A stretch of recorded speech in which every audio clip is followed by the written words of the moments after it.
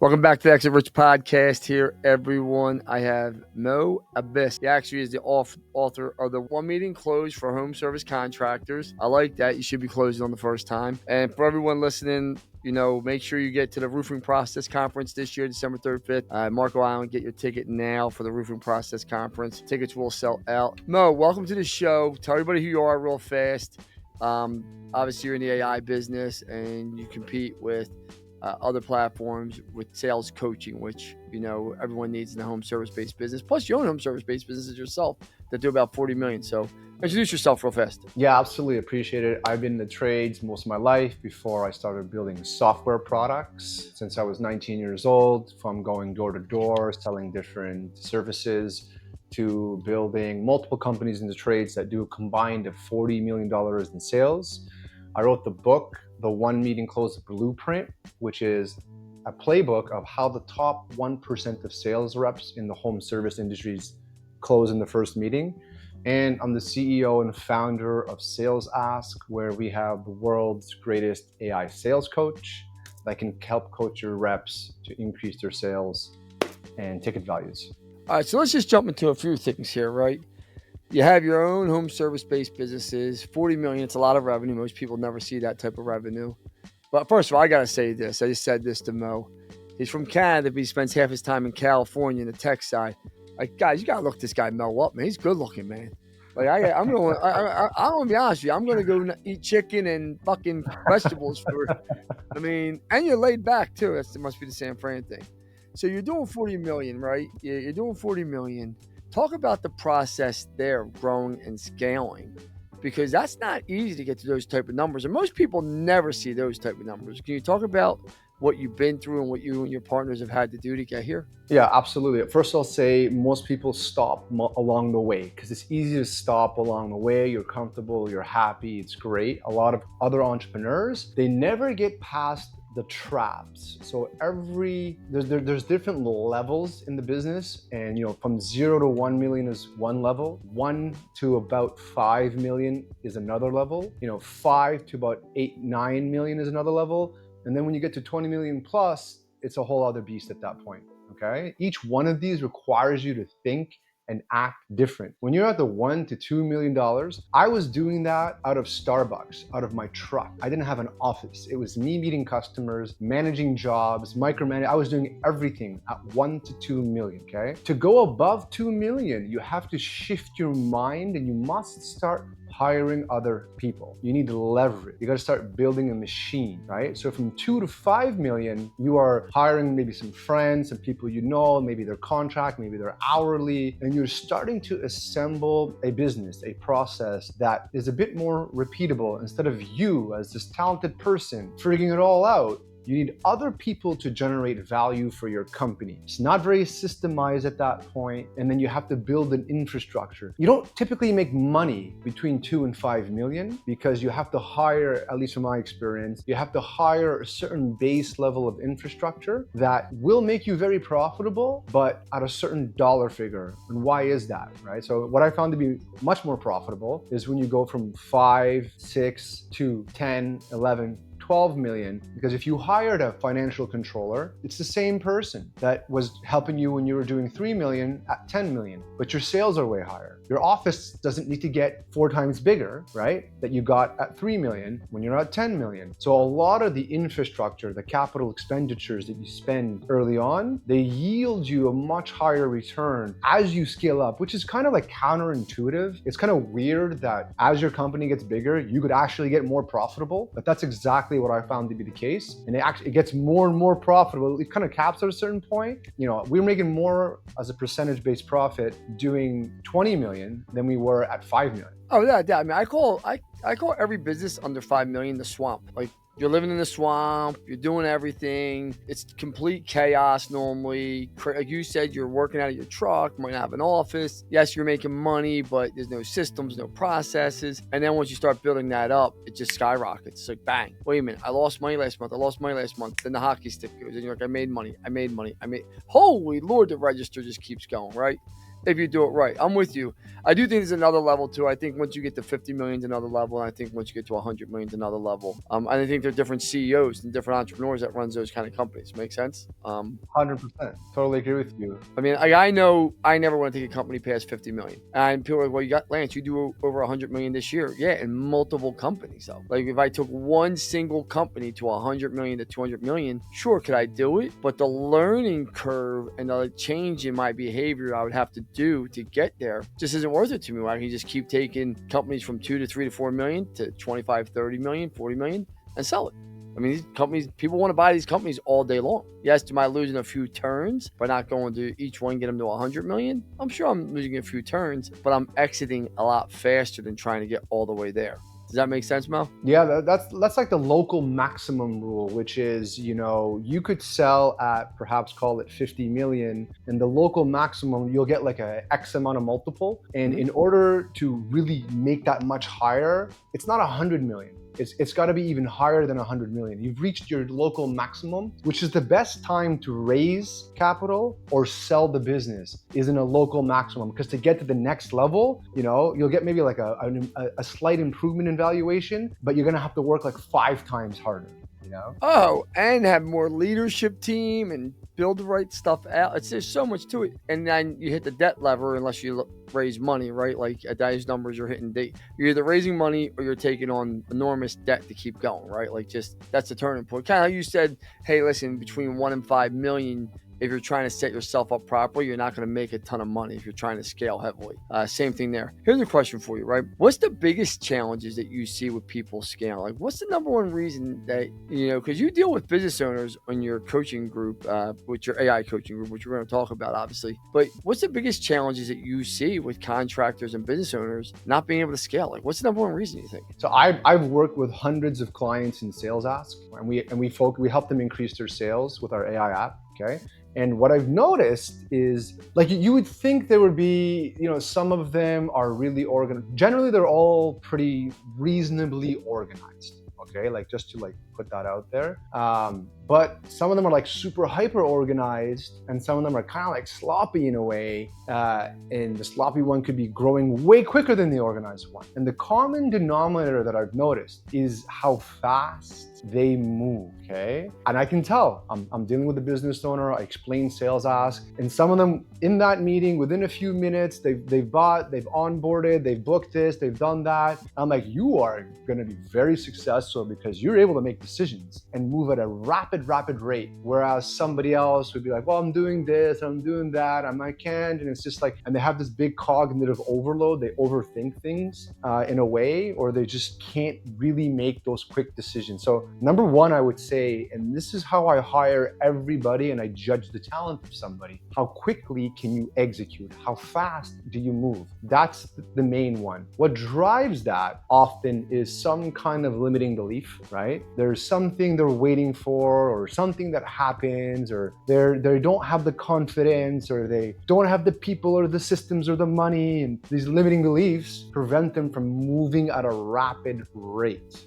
Well, it's funny you say that because I was on a call yesterday with an AI company that says, hey, we specialize in home services and whatever. So it caught my attention. First 7 minutes I was on the call, I knew the guy was full of shit, right? Because obviously I understand technology very well. So the guy goes, you seem like you checked out, Lance. I was like, I was checked out after 3 minutes. He goes, why? I said, because I would already bought your product if it's what I thought it was. I'm an easy sell because I execute what makes me different than everyone else is I go fast, I implement faster, and I'll make changes even faster. And I'm not afraid to lose. Like, I'm not afraid to make a bad decision and say, I thought this was good. But like the AI company I was looking at to do this is I asked them to see his reporting. And you can tell a lot when somebody shows you their reporting and what it looks like and what notes are, especially with AI, right? And what the dashboard looks like. And I'm like, wait a minute, you are selling this for a good investment every month, but the only thing you have imported is your Google SEO. You don't have pay-per-click import API'd in.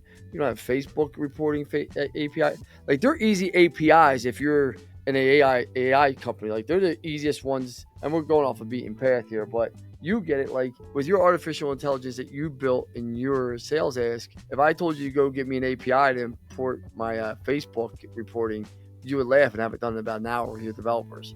Like, it's a very simple code, right? Like, it's not that hard. There's no feature taking us more than a week to build. There's a few that you got to test them a little bit because they're a little bit complicated and higher risk to launch in a week. But if something is taking more than a week or two, I question it. There's a couple of rules around this. One of the most successful person I know didn't even have a laptop and didn't have a smartphone, okay? Peter Fuscanalis. And he owned half of this entire region in Ottawa. And I'm like, I'm watching this guy. I'm like, how is this guy so successful, right? He was the landlord of one of my buildings that we rented from. And I meet him, okay? And he's just prolific in his speed. I'm like, hey, Peter, I have this problem or I have this thing. He yells upstairs to the financial controller, come down, do this, sends him off. I give him another problem. He picks up the phone, solved. I'm like, this guy moves at a speed that's remarkable, right? And that's why he was so successful. So, I mean, I do believe speed's a big piece of it. Here's a question for you guys, right? You guys do a lot of coaching, right? Obviously, you're coaching,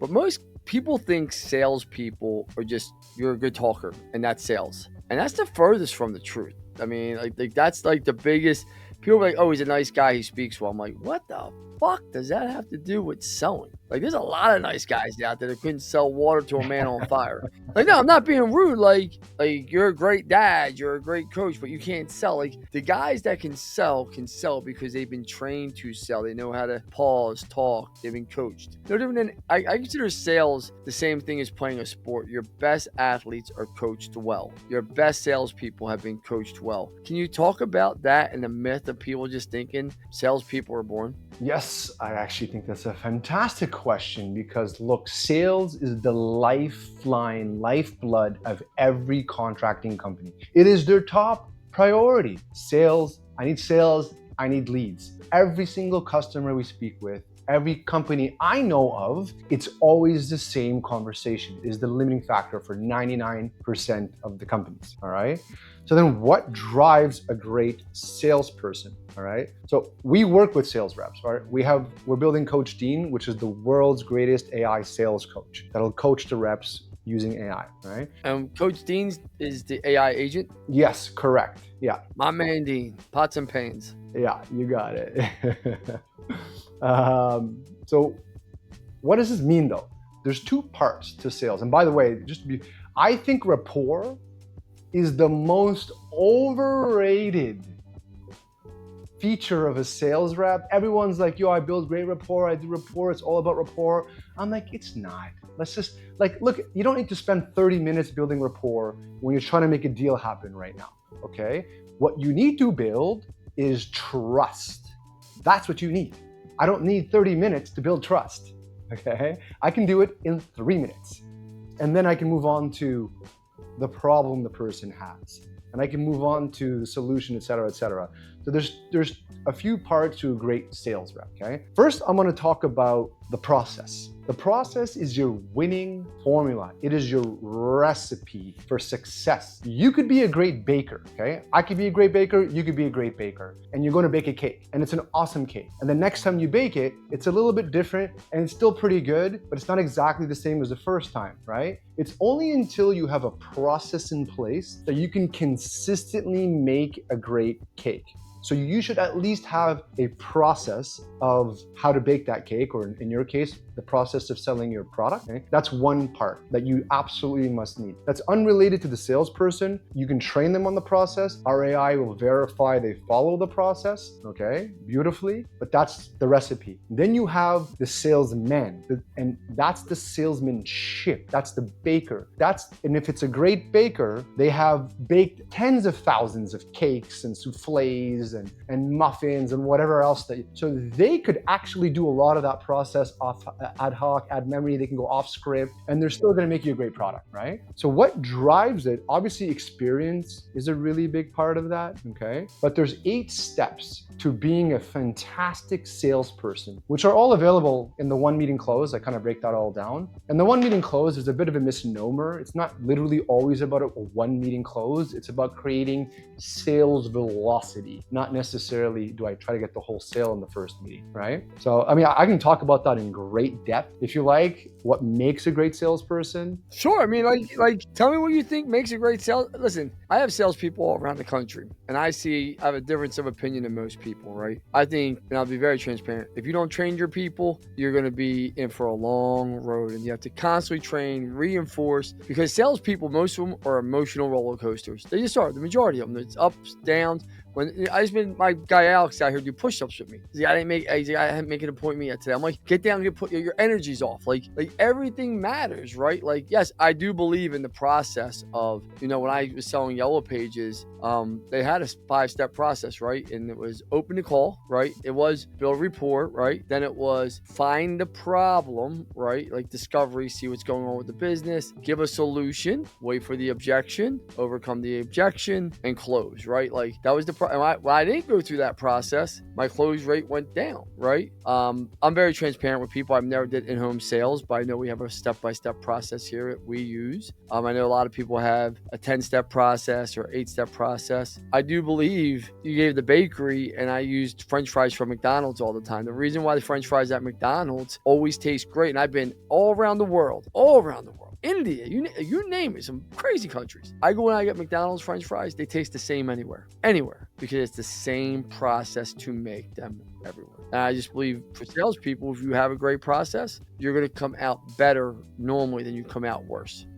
So I'd love to hear your opinion on salespeople. Absolutely. Agree on the process. And the big part of what SalesAsk does is when it listens to the conversation between the rep and the client, it identifies if the process is being followed, and then it'll actually coach the reps around that process. But beyond that, you need to go beyond the process, okay? It's not somebody could follow the process and they're very robotic, they're thinking too much, they don't, they lose the trust, they don't come off as an expert, they can kind of check off a box, but there's no underlying skill, which is the salesmanship behind just following the process. So what makes a great salesman and a great sale? What does a one meeting close ultimately? Well, the first thing you want to do is you want to pre-frame the meeting, okay? So pre-frame is you're going to drop a whole bunch of anchors. Like when you, for example, if you're going to go meet a customer, you're going to tell them, I'm going to understand your project. I want to understand, your needs. And then if it all checks out, I'll build you an estimate. If that goes good for you, we'll sign it off,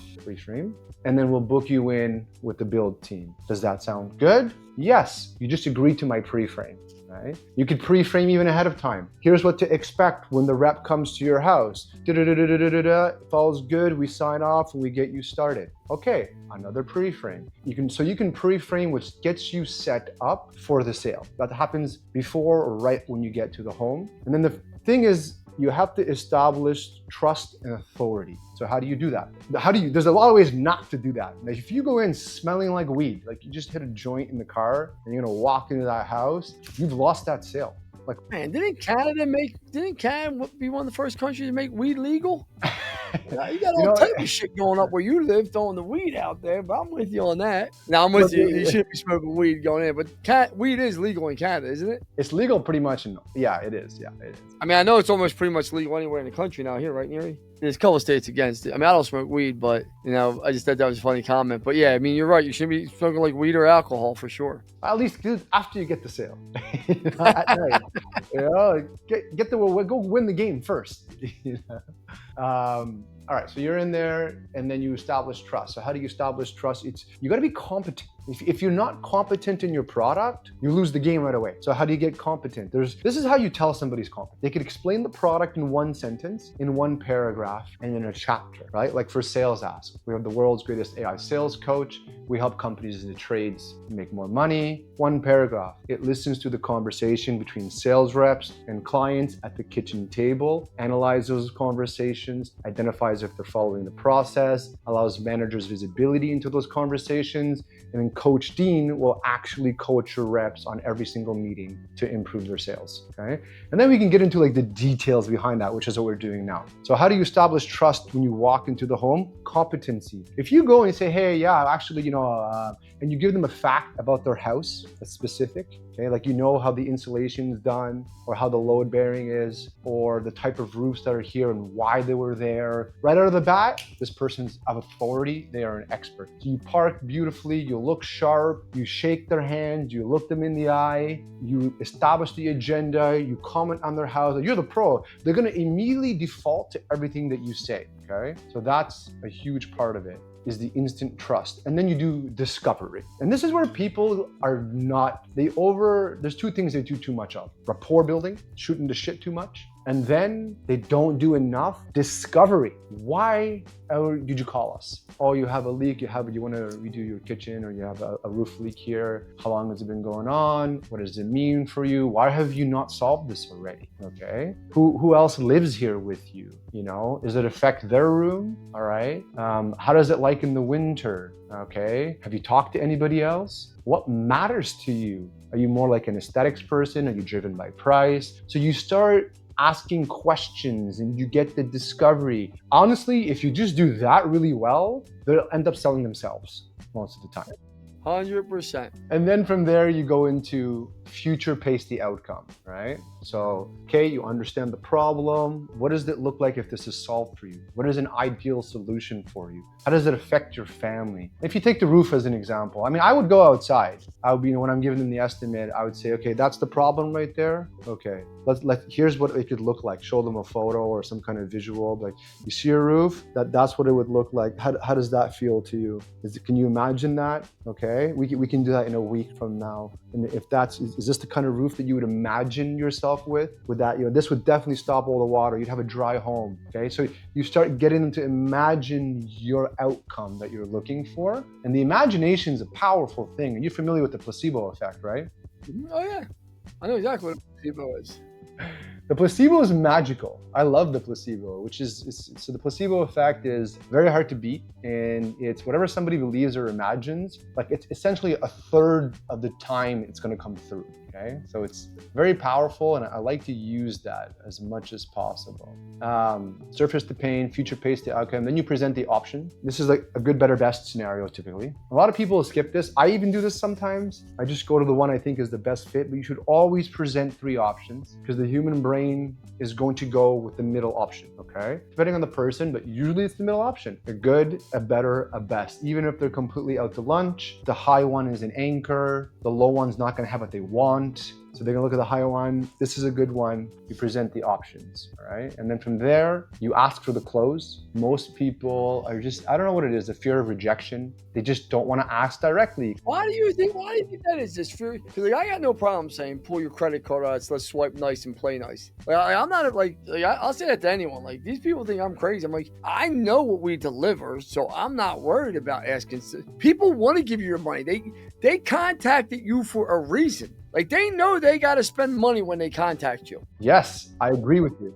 It's just a matter, did you like prove value? Like, that's it. Like, and if they tell you no, you didn't prove value. Well, here's what it is. So people don't want to ask, because if they don't ask, they haven't gotten a no. And if it's not a no, it's a maybe. And if it's a maybe, it stays in their pipeline. When they talk to their manager, they have all this pipeline. They can maybe get bullshit. it. It's all bullshit. It's all bullshit. Pipeline, schmipeline. 73% of meetings that don't close in that first meeting will never end up closing. The client is they have the most information of your company. They just thought about the pain. They are in a buying state. They will never ever be as motivated to buy as they are in the moment with you, when they've gone through all that and they have all that in. The other thing that it does is it's why it's important to ask, is it'll surface objections, right? So right away, you're gonna get the reason why they can't buy when you ask them. And I like to ask, is this something you're good with? Or can we move forward with this? Yes, no, be like, well, what would hold you back? What's holding you back right now? And then they start giving you the objections. It's like, all right, that's when the game really begins. Yeah. And then you get the signature. A lot of people, they get a commitment to close and they keep trying to sell the customer. Stop talking. Stop. Shut your mouth. Go get a signature. And then when they do sell them, the final step is you have to, don't just leave them. So many companies, including our competitors, they get a sign, they move on. No, you need to get them onboarded, schedule them, make sure that they know that you care about them, so they don't cancel your contract, essentially. Mo, how's this sound for a close? I never did home services, but you did. But I'm sitting there, we're and I say, hey Mo, is there any reason here today that you believe my company wouldn't give you a 5-star experience and make sure that you're taken care of all the way on this project? Is there any reason, Mo? From what I've heard of your company right now, I think you guys seem really solid. I think you guys seem really solid. So I'd have to, I don't know how much of an objection you want me to give. I'm just asking you about the experience. Do you believe that we'll give you a great experience? It's all. Oh, I asked you to specifically move forward. experience. I believe you would give me a great experience. Yes. And do you believe we take care of you? I believe you would take care of me. Now, here's another question for you, Mo. Do you believe our price is fair and reasonable and kind of what you expected compared to the others that were in here? They're going to give you a 5-star experience and take care of you and make sure you're happy. The price is a little higher than I was hoping for. Is the experience and the reliability of what we're going to provide for you worth that to you, Mo? To make sure you have peace of mind. We're not a fly-by-night company. Once we do your job, we're out of here. That's the question. That's the key question, right? Would you agree most relationships have a similar behavior pattern? I mean, if I have a good relationship with 1 girl, 2 girls, 3 girls, the 4th girl I'm probably going to have a good relationship with. Would you agree to that, Mo? Yeah, I would agree with that, actually, yeah. So right here, we have over 500 reviews on Google, and I got over 50 video testimonials here of happy customers with us that paid and invested the same amount you are for what our services here today. Do you believe for any reason we wouldn't give you the same relationship as them? I actually really like that reference point. I think it's a really good reference point. I might add that to my little pitch. So that's good. Do you see any reason why we can't move forward? Because I'm excited here to do this project with you, and so is my team. I can get you on the schedule. Is there any reason why we can't move forward today? The only reason would be the price-related one. So I'd have to get over the fact that this is a little more expensive compared to some of the other ones that I saw. But I mean, it does sound like you guys will do a good job. And what's the difference in price between our bid and the next one that you're looking at that you're thinking about? About 20%. About 20%. Now, Mo, I'm going to be very transparent with you here. 20% is my profit on the job. I can't do that. That'd be mathematically impossible. Don't you want my family to eat, and don't you want me to make money? Of course I want you to make money. Right? Because I want you to be happy with our services. But Mo, what I can do for you here, if you give me a minute, I can step outside because I don't want to take the experience away from you. I don't want to lessen the materials. I don't want to do anything. But if I could get this reduced by 7-8%, would you feel comfortable moving forward that we're going to give you a better experience than that other bid? I would. Give me 5 seconds, Mo. Give me 5 minutes.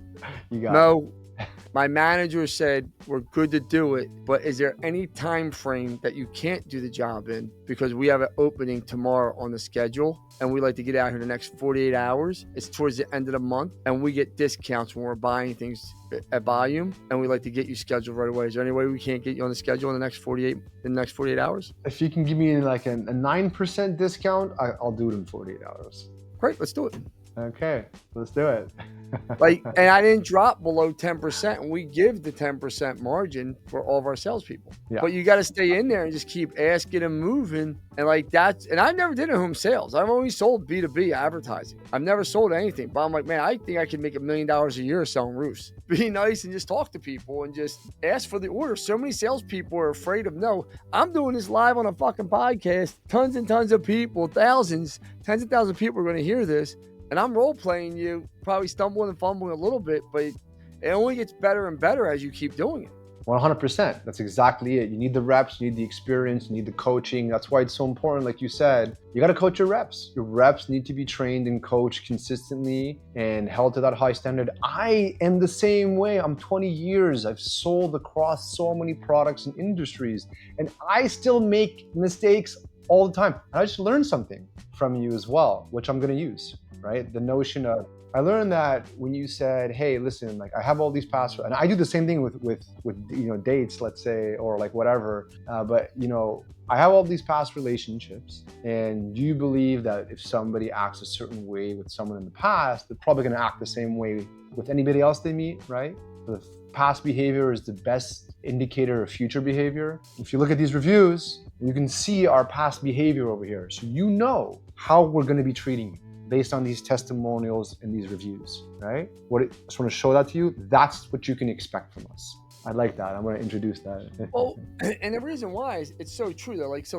Obviously, my model is I partner with small businesses. I grow them. I sell them to private equity. I've done it 6 times now. We're ready to our 7th and 8th LOI right now, right? And people are so scared when they partner. I don't blame them because it's so new to them of holy shit, I'm going to build my business, scale it, and then sell it. And I got to trust this guy and his team to go do it. And I just say, hey, listen, man, this has been my success. This is what we've done. Do you believe there'd be any different? And if you do believe it's going to be any different, don't do the deal, right? Like, don't do the deal. If you don't believe it and you believe your behavior pattern of history is going to be the same as my future, then you do the deal. Because most people do in their 40s and 50s, they have the same behavior patterns, right? Like, they're going to do the same things over and over again, good, bad, or indifferent, right? Like, I tell people, like, my downfall is I eat ice cream almost every night. I shouldn't, right? So my brain's No, come on. Do you actually? Come I on, do, man. because I love ice cream. I shouldn't, but I love ice cream. So I say to my wife, it's around 9:30. I'm going to bed. I'm like, yo, can I get a bowl of ice cream? She just looks at me in disgust. And she's like,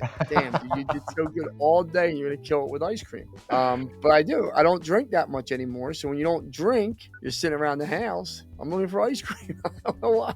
I stopped eating the cookies as much. Here's a question for you, my friend, right? And I know I appreciate your time, and I really do like it. The days of hiring a sales manager are done, in my opinion. And everything's going to be AI coaching tools. I just really believe that from all my heart. Like, the days of, I was a sales manager for years. I jumped in the passenger seat, drove with people all day, fucking miserable. You get to 2 appointments, 3 appointments. One of them would bust. You'd waste your time. The rep wasn't prepped for the meeting.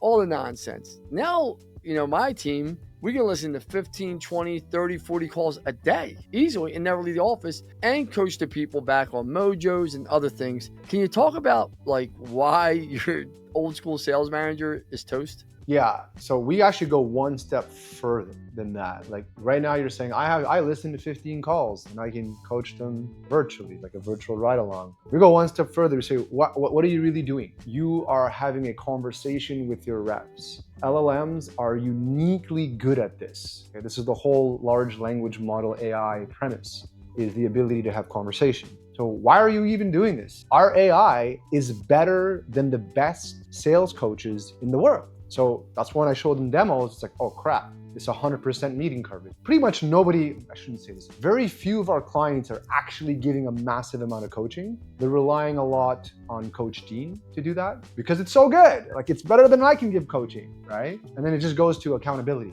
at that point, right? Making sure that, and then we have ways of doing that within the product as well. Yeah, so what is sales? Sales is a conversation. That's it. It's a conversation between a rep and a client. Sales management is a conversation between your rep and your sales manager, okay?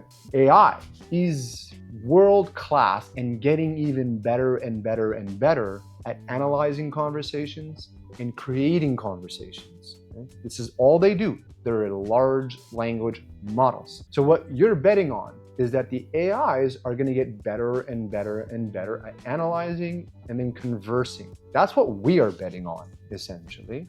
It's already there, though. Yeah, look at what's happened over the last 24 months. It's gotten insane. You got it. So what does this mean? It means not that you won't have a sales manager, but that sales manager will do way more because they won't have to do a lot of the nuanced coaching. They won't have to check for insights. The AI is going to surface, at least in our product, the AI surfaces insights. The AI does the first level of coaching. And the sales manager is more just verifying all this, jumping in, spot checking, holding the team accountable, hiring, making targets that are set, and able to do more of like the relationship building with the reps than perhaps the day-to-day grind work that they were doing in the past, which doesn't really scale. Listen, I appreciate you being here. Thank you for sponsoring the conference. I really do. The roofing conference in Marco Island, December 3rd through 5th. If somebody wants to get a hold of you, how do they get a hold of you, my friend? SalesAsk.com is the best way. You can check out our AI products, and you can reach me at Abbas on Instagram or on LinkedIn, but just Google SalesAsk and you'll find my contact and the company. There you go. Thank you so much, brother. I appreciate you being here. See you in a few months in Marco Island. Thank you so much, sir. See you there. No, nice talking to you. Thank you.